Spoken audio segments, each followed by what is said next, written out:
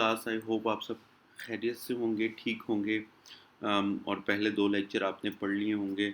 आज हम थोड़ा-सा डिस्कस करेंगे कि बायो सिक्योरिटी लैब्स के अंदर क्या होती है, कि जब आप लैब के अंदर काम करने जाते हैं, छोटे लेवल पर या बड़े लेवल पर, तो किस तरह की लैब्स होती हैं, माइक्रोब से आप कैसे एनकाउंटर करते हैं अपनी सेफ्टी के लिए, लोगों की सेफ्टी के लिए और एनवायरनमेंट की सेफ्टी के लिए आप कौन-कौन से मेजरमेंट्स लेते हैं? दुनिया में कितनी किस्म की बायोसिक्योरिटी लैब्स एग्ज़िस्ट करती हैं? तो ये सब कुछ हम आज पढ़ेंगे और ये आपका प्रैक्टिकल का पहला लेक्चर होगा। इससे पहले हमने जो 2 लेक्चर पढ़े थे वो हमारे थियरीज़ के लेक्चर थे। तो हम अब शुरू करते हैं।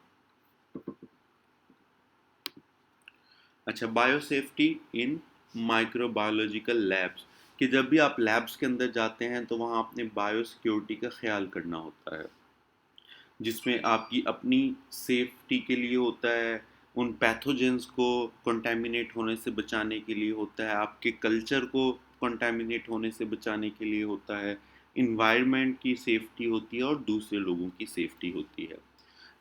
अच्छा, लैब एक्वायर्ड इन्फेक्शंस, ऐसी इन्फेक्शन जो आपके लैब से हासिल हों, इसलिए बायोसेफ्टी की जाती है ताकि आप लैब एक्वायर्ड इन्फेक्शन से बच सकें, जो बैक्टीरिया की वजह से भी हो सकती है, वायरस पे अगर आप काम कर रहे हैं, फंजाई के ऊपर अगर आप काम कर रहे हैं, सेल कल्चर्स या ग्रोथ कर रहे हैं इन बैक्टीरिया या वायरसेस की, और रिकॉम्बिनेंट डीएनए के ऊपर काम कर रहे हैं कि आप दो डीएनएस को कंबाइन कर रहे हैं। क्यों इम्पोर्टेंट होती है? कि आम तौर पर आप उससे डील कर रहे होते हैं इन्फेक्शियस एजेंट्स के साथ लैब के अंदर। चांसेस कई दफ़ा ये होते हैं कि वो कंटेमिनेशन की वजह से वो माइक्रोब्स या तो आपको इन्फेक्ट कर सकते हैं या आपके इन्वायरमेंट को इन्फेक्ट कर सकते हैं। तो आपका मकसद आप अपने आप को बचाना भी होता है और अपने इन्वायरमेंट को बचाना भी होता है। इसलिए एक प्रोटोकॉल बनाया गया है, एक प्रोटोकॉल या एसओपीज़ या गाइडलाइंस डेवलप की गई हैं कि आपने सर्टेन पॉलिसीज़ के ऊपर काम करना है या सर्टेन एसओपीज़ के ऊपर काम करना है ताकि आप उस इन्फेक्शन से बच सकें। क्या-क्या चीज़ें अलाउ नहीं होती आपकी लैब के अंदर? जब हम आ जाएँगे यूनिवर्सिटी के अंदर और आप लैब में जाएँगे तो ये काम आपने अवॉइड करना है। ईटिंग नहीं करनी, ड्रिंकिंग नहीं करनी, स्मोकिंग नहीं करनी, कॉन्टैक्ट लेंस के साथ हैंडलिंग नहीं करनी, पिपेट एक एक आप आम तौर पर एक एक इंस्ट्रूमेंट है, ये मैं आपको यूनिवर्सिटी में हुआ तो दिखाऊँगा। ये पिपेटिंग आप माउथ से सक नहीं करते। बट कई जगह प्रैक्टिसेस होती है कि आप किसी भी केमिकल को सक करने के लिए अपना माउथ यूज़ कर लेते हैं, तो वो आप रुक नहीं पाते सही टाइम पर और वो आपके अंदर चला जाता है वाया माउथ, तो उससे आपकी इन्फेक्शन होने की चांसेस हो जाते हैं। और आपने फूड और ड्रिंक को स्टोर नहीं करना क्योंकि उसका इन्फेक्ट होने के चांसेस होते हैं। अम, ये जो मैं ये 3 चीज़ें बायोसिक्योरिटी लेवल्स की 3 लेवल्स पे आप करते हैं, कि प्रिकॉशंस होती है ताकि पीपल जो रिसर्च कर रहे हैं या ऑर्गेनिजम्स को वहाँ देख रहे हैं वो इन्फेक्ट ना हो, ना वो अपने आप को इन्फेक्ट करें, ना वर्कर्स को वहाँ इन्फेक्ट करें और ना ही आपके कल्चर को इन्फेक्ट करें, यानी कि जहाँ बैक्टीरिया या वायरस ग्रो कर रहे हैं। और आप जो से जब आप वर्क कर रहे हैं तो हर ऑर्गेनिज्म का, चाहे वो वायरस है, बैक्टीरिया है, फंजाई या डिफरेंट किस्म के वायरसेस और बैक्टीरियाज हैं, उनके लिए डिफरेंट एसओपीज हैं और वो डिफरेंट तरीके से ह्यूमन रेस को अफेक्ट करते हैं, तो आपने उस सेफ्टी को मद्देनज़र रखना है। आम तौर पर लैब्स को 4 लेवल पे डिवाइड किया जाता है दुनिया में। एक होती है बायोसिक्योरिटी लैब 1, ये आम तौर पर जो आप यूनिवर्सिटीज़ वगैरह में देखते हैं। बायोसिक्योरिटी लैब 2 भी नॉर्मली यूनिवर्सिटी में देखी जाती हैं। आप यूआस में चले जाएँ तो वहाँ बायोसिक्योरिटी लैब 2 है। बायोसिक्योरिटी लैब 3 ये ज़रा हाई लेवल की होती है और बायोसिक्योरिटी लैब 4 दुनिया में बहुत कम है। बायोसिक्योरिटी लैब 4 जहाँ एक्चुअली उन ऑर्गेनिज़म्स के साथ डील किया जाता है जिनकी अभी तक कोई क्योर नहीं इन्वेंट हुआ, जैसे कोविड-19 है, कोरोना जिसे आप आम ज़ुबान में कहते हैं, उसे जो आप डील करते हैं वो बीएसएल लेवल 4 पे करते हैं। अच्छा, बैरियर से मुराद है कि आपने अपने दरमियान और अपने वर्क के दरमियान किन-किन चीज़ों को बैरियर बनाना है अपनी प्रोटेक्शन के लिए। प्राइमरी बैरियर्स जो से होते हैं, उसके अंदर फिज़िकल बैरियर्स आते हैं कि आपने अपने आप को प्रोटेक्ट कैसे करना है। आपने पीपीई का नाम बहुत सुना होगा कोरोना के केस में। पर्सनल प्रोटेक्टिव इक्विपमेंट उसे हम बोलते हैं, पीपीई। वो आप लगाते हैं ताकि आप इन्फेक्शन से बच सकें। इसमें ग्लव्स हो जाता है, मास्क हो सकता है, डिफरेंट चीज़ें होती हैं। ये काम आपने कभी नहीं करने।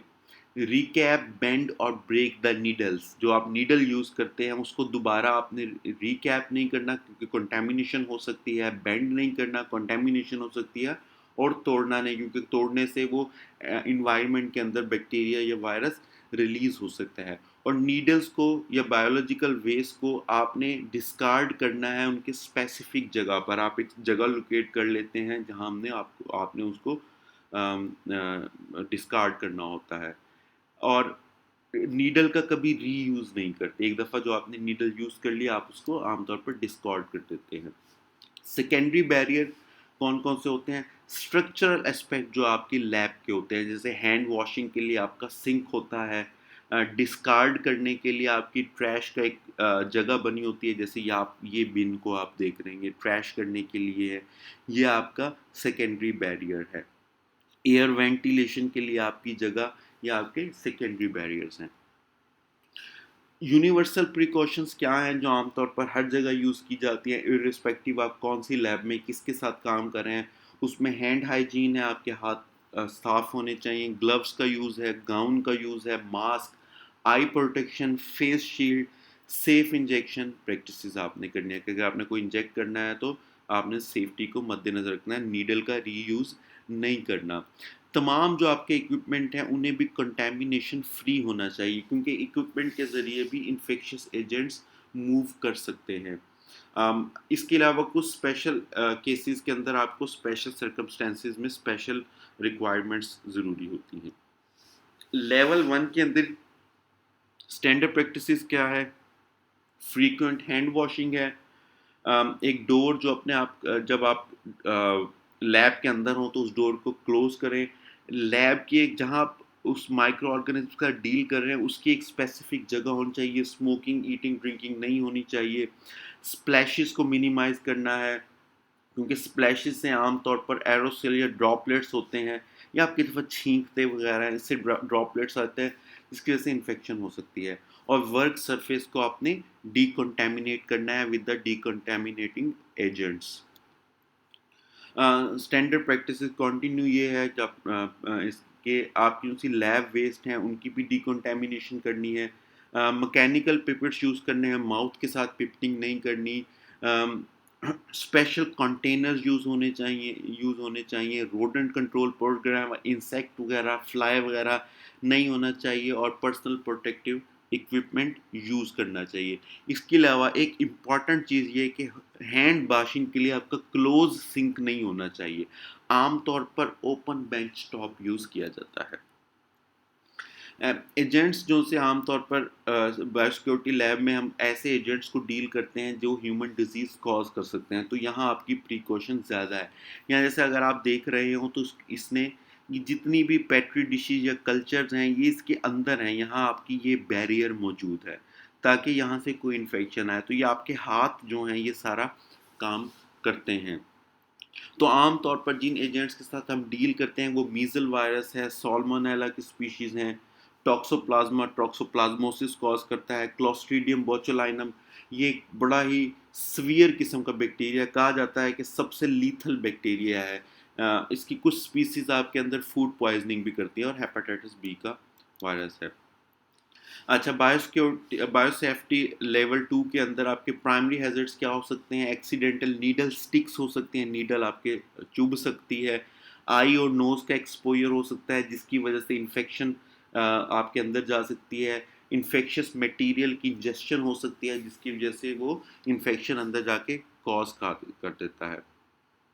अच्छा, जो एजेंट्स आमतौर पर लीथल इन्फेक्शन कॉज नहीं करते वो आमतौर पर एयरबोर्न रूट के ज़रिए नहीं ट्रांसफ़र होते। फॉर एग्जांपल हेपेटाइटिस बी का वायरस, वो आमतौर पर एयरबोर्न यूज़ नहीं होता। उसके लिए या तो ब्लड के ज़रिए ट्रांसफ़र हो सकता है, या सलाइवा के ज़रिए, या आमतौर पर बॉडी लिक्विड्स के ज़रिए, फ्लूइड्स के ज़रिए ट्रांसफ़र होता है। अम, या आमतौर पर उन एजेंट्स के लिए भी यूज़ किया जाता है जिसकी हमने इम्यूनाइजेशन, वैक्सीनेशन या एंटीबायोटिक्स हमारे पास अवेलेबल होती है। फिर भी इसके लिए आपको एक्सट्रीम केयर करने की ज़रूरत होती है। अच्छा, स्टैंडर्ड प्रैक्टिसेस क्या हैं? लेवल 1 की प्रैक्टिसेस के अलावा आपका एरिया जो सा लैब का है और रिस्ट्रिक्टेड होता है, बायोहैज़र्ड वार्निंग के साइन होने चाहिए, सर्विलांस लैब की होनी चाहिए, कई जगह कैमरास भी लगे होते हैं, और वहाँ पर्सनल जो डील कर रहा है चीज़ों के साथ रिसर्चर है उसकी इम्यूनाइजेशन भी होनी चाहिए, बायोसेफ्टी मैनुअल वहाँ अवेलेबल होना चाहिए, उस पे काम होना चाहिए, सुपरवाइजरी स्टाफ वहाँ होना चाहिए जिसे एक्सपीरियंस हो उस लैब में काम करने का।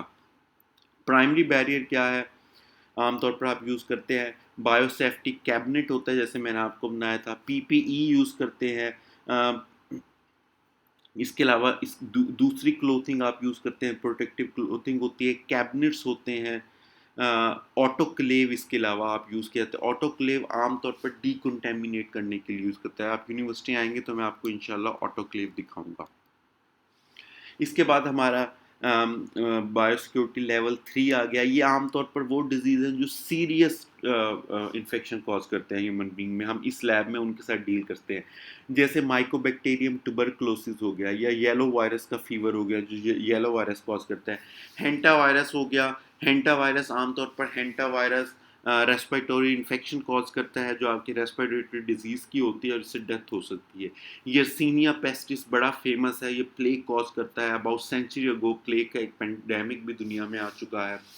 इसके अंदर आमतौर पर डबल डोर एंट्री होती है आपकी, और वो ऑटोमेटिकली क्लोज होते हैं, और यूनी डायरेक्शनल एयर फ्लो होता है कि बायोसेफ्टी लैब के अंदर एयर आ सकती है, बाहर लैब वाली एयर विदाउट वेंटिलेशन या विदाउट डिकंटेमिनेशन बाहर नहीं जाती।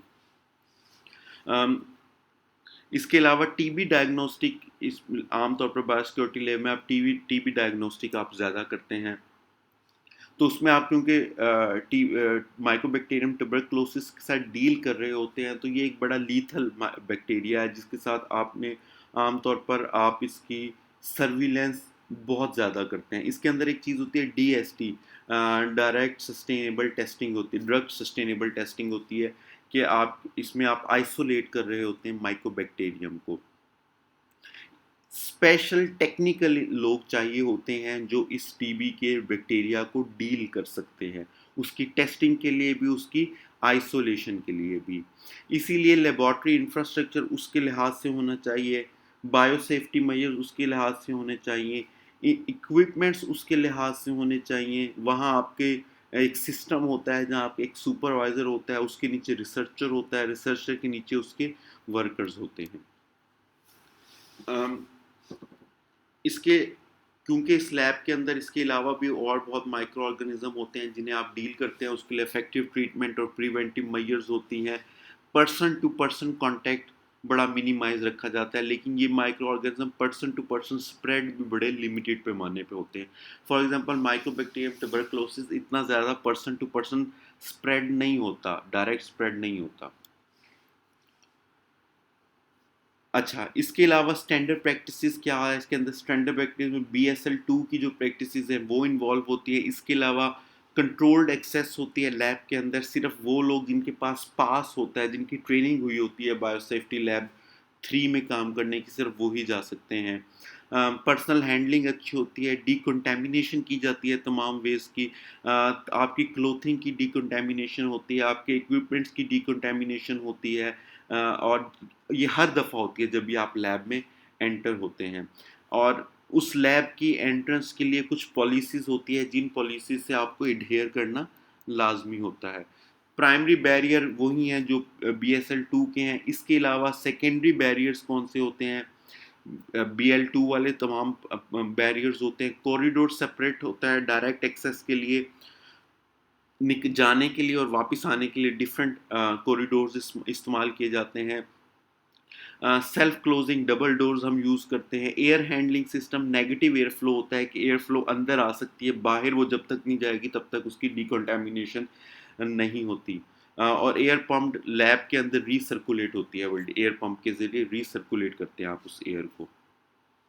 इसके बाद हमारी लास्ट आ गई BL-4 जो सी है, बायो सेफ्टी लेवल 4 की होती है। ये वो माइक्रो ऑर्गेनिज्म होते हैं जिनकी अभी तक हमने डिस्कवर वैक्सीन भी नहीं की है, उनकी ट्रीटमेंट डिस्कवर नहीं की। जैसे कोरोना वायरस हो गया, मार्बर्ग वायरस हो गया। मार्बर्ग वायरस एक बड़ी सीरियस इन्फेक्शन जिसे हम मार्बर्ग इन्फेक्शन कहते हैं, कॉज करता है। फिलोवेराइडी से मेरे ख्याल में इसका ताल्लुक है, और ये इसमें वॉमिटिंग, डायरिया, सीवियर केसेस में डेथ भी हो जाती है। इबोला वायरस के बारे में आप सब जानते हैं। इसके अंदर आमतौर पर positive pressure ventilator suits use किए जाते हैं, कि प्रेशर को पॉजिटिव रखा जाता है लैब के अंदर, ताकि कोई भी कंटेमिनेंट जो है वो लैब से आपके एटमॉस्फेयर के अंदर ना आ जाए, आपके इन्वायरमेंट के अंदर ना आ जाए। इसे हम मून सूट्स बोलते हैं।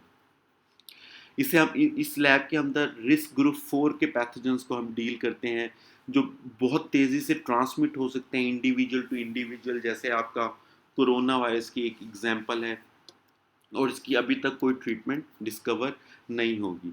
और आम तौर पर इसमें वो एजेंट्स भी इंक्लूड होते हैं जिनकी एरोसोल ट्रांसमिट होती है, यानी कि ड्रॉपलेट्स के ज़रिए जो ट्रांसमिट होते हैं। कई वैसे बैक्टीरिया या वायरसेस भी होते हैं जिनका मोड ऑफ ट्रांसमिशन अभी आपको पता नहीं है। प्राइमरी हैजर्ड्स क्या है इसमें? आप रेस्पिरेटरी, क्योंकि ये एरोसोल ट्रांसमिशन है, ड्रॉपलेट्स के जरिए आपके रेस्पिरेटरी सिस्टम में जा सकता है, तो आपने रेस्पिरेटरी सिस्टम को बचाना होता है, अपना नोज और माउथ को बचाना होता है, क्योंकि ये आमतौर पर म्यूकस मेम्ब्रेन की इन्फेक्शन कर देते हैं ड्रॉपलेट्स, और इस तरह पूरे रेस्पिरेटरी उसकी इन्फेक्शन हो सकती है। इसकी एग्जांपल दी जाती है कि 1960s के अंदर मार्बर्ग इन्फेक्शन हो गई थी 25 लैब वर्कर्स को जो वहाँ काम कर रहे थे, जिनमें 5 की डेथ भी हो गई थी। इसलिए इसके बारे में हम बड़ा कॉन्शियस होते हैं कि हमने लैब 4 के पैथोजन से ना खुद इन्फेक्ट होना है, ना इन्वायरमेंट को अफेक्ट होना। इसके लिए भी स्पेशलाइज्ड ट्रेनिंग होती है, और सिर्फ वही लोग अंदर जा सकते हैं जिनकी ट्रेनिंग बायोसेफ्टी लेवल 4 के अंदर। इसमें एक सुपरवाइज़र होता है या हेड होता है, जिसका एक ख़ास लेवल का तजुर्बा होता है बायोसेफ्टी लेवल 4 में काम करने का, 20 साल 10 सालों का, और वो फिर आगे अपने असिस्टेंट रखता है जिनका तजुर्बा वो वहाँ डेवलप करता है। इसकी जो पॉलिसीज़ हैं वही जो आपकी BSL लेवल 3 की थी। इसके अलावा बहुत स्ट्रिक्टली कंट्रोल्ड एक्सेस होती है लैब की। आपके पासेस होते हैं, इलेक्ट्रॉनिक पासेस, जो सिर्फ चंद लोगों को दिए जाते हैं, जो आप स्वाइप करके अंदर जा सकते हैं। हमेशा एंटर होते हुए और बाहर निकलते हुए आपको क्लोथ चेंज करने पड़ते हैं, और तमाम मटेरियल्स की आपको डिकंटामिनेशन करती है, इवन आपके शूज़ वगैरह की भी। प्राइमरी बैरियर इसमें कैबिनेट्स यूज़ की जाती हैं जिनका लेवल बहुत हाई होता है। फुल बॉडी प्रोटेक्शन होती है, पॉजिटिव एयर प्रेशर यूज़ किया जाता है, PPE यूज़ किए जाते हैं। सेकेंडरी में बैरियर्स में तमाम BSL लेवल 3 वाले, इसके अलावा आइसोलेटेड जोन्स होते हैं बिल्डिंग के अंदर। एक बिल्डिंग है, उसमें अगर कोई पैथोजन के ऊपर एक डायरेक्ट काम कर रहा है, उसका एक अलहदा कैबिन होता है, जो उसका कल्चर कर रहा है उसका अलहदा कैबिन है, जो डायग्नोज कर रहा है उसका अलहदा कैबिन है। इसी तरह जो सी एयर होती है उसको वैक्यूम किया जाता है, उसको डिकंटेमिनेट किया जाता है, यानी कि उसका विद इन द लैब उस एयर को ख़त्म करने की कोशिश की जाती है। इसके अलावा रिकमेंडेशन ये है कि वहाँ विंडोज़ ना हो, क्योंकि विंडोज़ अगर होती हैं तो नॉर्मली कई दफ़ा उसके अंदर सील टूट जाती है विंडोज़ की, या हल्का सा लीकेज होने के चांसेस होते हैं। तो ये हमारा आज का लेक्चर था।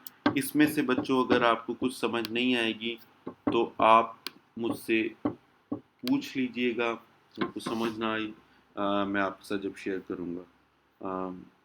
तब तक के लिए, नेक्स्ट लेक्चर तक के लिए, अल्लाह हाफिज़।